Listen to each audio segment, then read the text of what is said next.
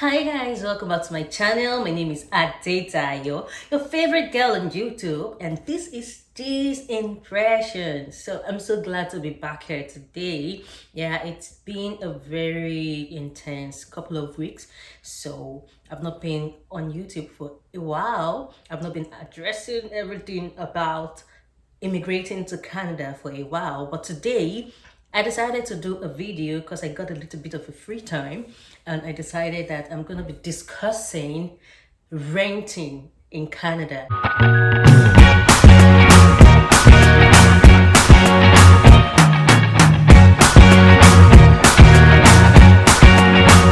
So if you're intending to immigrate to Canada and you feel like you need to have an idea of what it feels like to rent a house or to buy a house in Canada, what are the requirements, what are the things that landlords actually need from you as a new immigrant coming to Canada for the first time, seeing how things are done.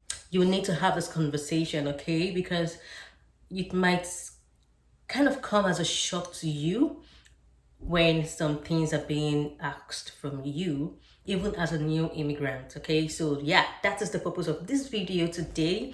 If you like the content I'm about to share, or if you go through the whole content and you like it, please click on the like button, subscribe to my channel. It's These Impressions. Subscribe, and you can also share if you will. So guys, let's go straight to today's topic. So guys, if you're intending to come to Canada as a new immigrant, there is a high chance that you would want to find a place to live in, right? Of course, you're not gonna come live on the streets or be homeless, right? So renting is a major part of your plan. So if you're thinking, how do I go about this? What are the things that landlords are probably gonna ask you for? Where and how can I get houses to rent or apartments to rent? If you even intend coming into Canada as a big man and going straight into the mortgage field, that's okay. So today, like I said before, I'm going to be helping you navigate this aspect of immigrating to Canada. First thing first, guys, the ease of renting an apartment here in Canada is going to depend mostly on the province you choose to stay in. Okay, so if you're coming into Canada and you're thinking about the province, you have to first of all decide, what province am I going to stay in? Are you going to stay in an high-end province like Toronto, or you're going to stay in Quebec or Manitoba or British Columbia? Of course, I know by this time you already know the provinces in Canada, and if you don't know, you need to check that out. Okay, so there are a lot of provinces in Canada, and you have to decide which you're going to immigrate to, that is going to help you with the ease of apartments. Yeah, because like I said, the ease of getting an apartment in Canada highly depends on the province you are immigrating to. For example, if you're immigrating to somewhere like Quebec, yeah, it's gonna be pretty easy for you to, as a new immigrant, it's gonna be pretty easy for you to get an apartment, and it's gonna come cheap, of course, because the cost of living in Quebec is cheap. Now, if you're going to Ontario, expect to pay more for rent because Ontario is an high-end province, so you have to be prepared for the fact that you're going to have to spend a lot of money being in this province. So everyone in the Western world knows how important our credit scores are. Now, if you don't know what the credit score is, the credit score is that score that determines how easy it would be for you to get credit facility from any organization at all. Okay, so yeah, if you're intending to get some things on credit, you need to have a good credit score. Now, even if you're not getting some things on credit like rent, of course you're not getting your rent on credit, you're going to be paying your rent every month. Yes, every month you pay every month. So for you, if you're that person who is used to paying yearly, yeah, start preparing your mind for the fact that you're going to be paying your rent every month. So even if you're buying a house, you're going to be paying mortgage every month, except if you outrightly pay for your house. If you purchase a house and you outrightly pay for it, of course, but even at that, you're going to still be paying tax on that house every month. But that's, by the way, we're talking about renting an apartment now. So if you're going to be paying rent every month, that's not on credit, but your landlord would want to know what your credit score is. Your credit score determines your ability to pay debts, which your landlord wants to see. So if you find a house, expect that they would ask you for your credit score. Now, as a new immigrant who is just coming into the country, you do not have a credit score, right? It's your first time in the country. You don't know nobody. You've not worked anywhere. You've not bought anything. So you don't even have a credit score. So there are programs that the government has put in place for things like this. I just want you to know this so that you can prepare your mind for the fact that landlords might ask for it. People go around all these things one way or the other, but they will definitely ask you for your credit score. Now, a good credit score is determined by the preference of each landlord. So a landlord might decide that 400 is his own threshold for a good credit score, or 600 or 700, whatsoever. It depends on the kind of house you're intending to rent, and it also depends on the landlord or the agency in charge of, or the management in charge of the apartment you are about to rent. So prepare your mind for this, because it isn't easy as a new immigrant to get a house, especially if you're going to be going to, like I said, some provinces. Some provinces are very, very particular about these things. So you have to know all of this before you move to Canada. Another thing that might be an hindrance to you getting an apartment is your race. Okay, so if you're African like myself, some people might decide that they don't want Africans in their house, or they don't want to give their houses to someone who is not Indian, or someone who is not Chinese, or someone who isn't from their country or from their race. So sometimes these things come into place and then you're just confused as to where to start. Yeah. So you have to prepare your mind for things like this, okay? Because I've been in that kind of situation before, and it was actually not funny. I wasn't even a new immigrant then, but then I still experienced it. Okay, so if you're a new immigrant coming into Canada for the first time and you intend to rent an apartment, prepare your mind that you might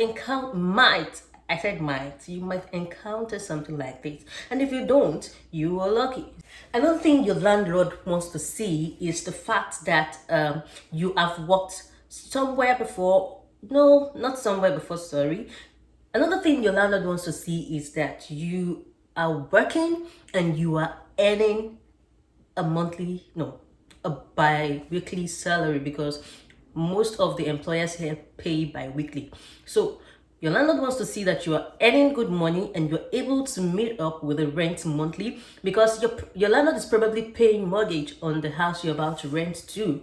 So yeah, that is a thing. You have to prepare your mind for the fact that your landlord might be expecting you to have references from a previous employer, or from only God knows where, because you're a new immigrant, you don't have all of those things. That is why I said when you come into the country, the first thing you should know or try to know is the programs that the government have made available for new immigrants, so that they will be able to blend easily into the society. If you don't try to find out what those programs are, you might get yourself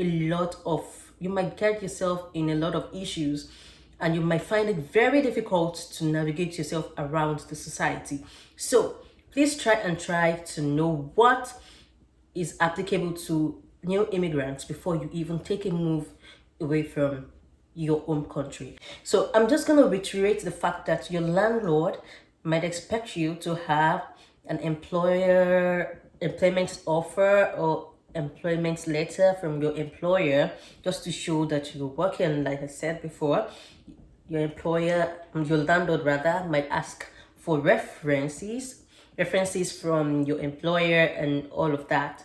Or the biggest part, they might ask for your pay stub. Yeah.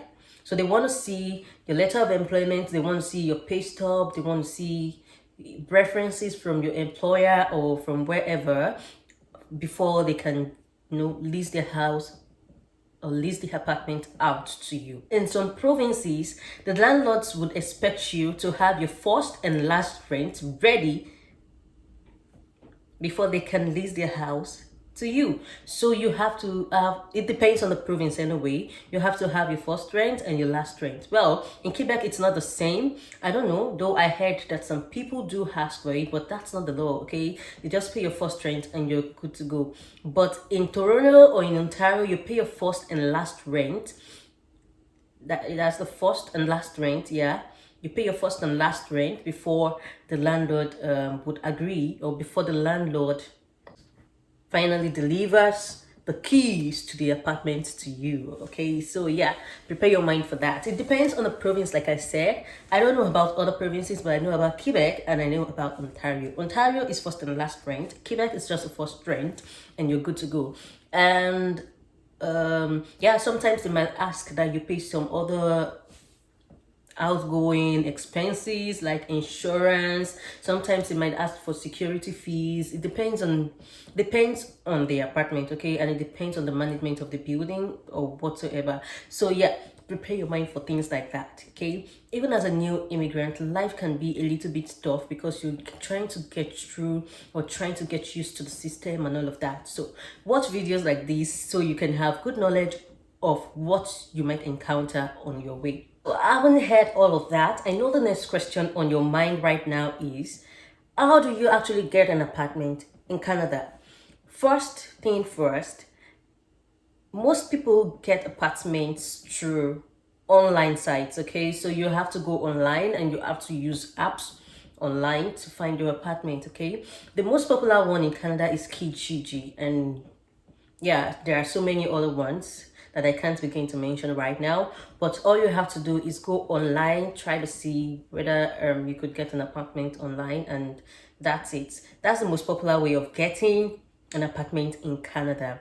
Second is street store. So if you're not the type that is computer literate, or you're not the type that likes being on the internet and doing all that, you can just move on the street, okay? Try to see where you see signs or posts that says for rent and Aloha, like that, or Quebec, and all of those kind of stuff, okay, on the streets. But of course, that is stressful and that is very tiring. So you don't want to put yourself in that kind of situation. But just in case you find yourself in that kind of situation, it is also a good way to find an apartment in Canada.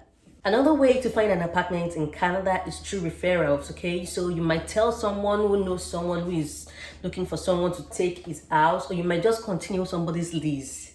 It depends, okay? So when you put word of mouth from this person to that person, you get your apartment through that. So that is another way you can get an apartment. So word of mouth, don't hesitate to tell people you're looking for an apartment, and they might link you up with someone who is renting somewhere, or a free apartment somewhere, okay? So it makes your life a lot easier when you tell people that you are actually looking for something, okay? So you never can tell. Another good way to get an apartment in Canada is through real estate agents. Did I say real or real? Real. Okay, whatsoever it is, guys. Real estate agents are a sure bet that you get an apartment. Yeah, of course, you have to go through their rules and, of course, their fees and all of that. But I don't think they charge directly, though. It depends, though. I don't think they charge you directly. But yeah, sure, it is sure that you would definitely get an apartment through real estate agents. Yeah, so look out for that, okay? If you're finding it difficult finding apartments by yourself, don't hesitate to contact real estate agents to help you with finding an apartment in Canada or anywhere else in the world, I think. Another thing to talk about here in this video before I end the video is the cost of renting apartments in Canada. But I am not going to share this right now because I don't want this video to be too long. I've noticed that people don't like to watch long things, okay? So I'm going to do another video telling you the cost of apartments and the cost of living generally in different provinces in Canada, so you can have an idea before you immigrate, okay? Now, if you consider the fact that you are coming to rent and you may not have enough, or you do not have enough, or you're just on a budget and you think that you're not capable of handling a whole apartment to yourself, like a 2 bedroom or a 3 bedroom or whatever.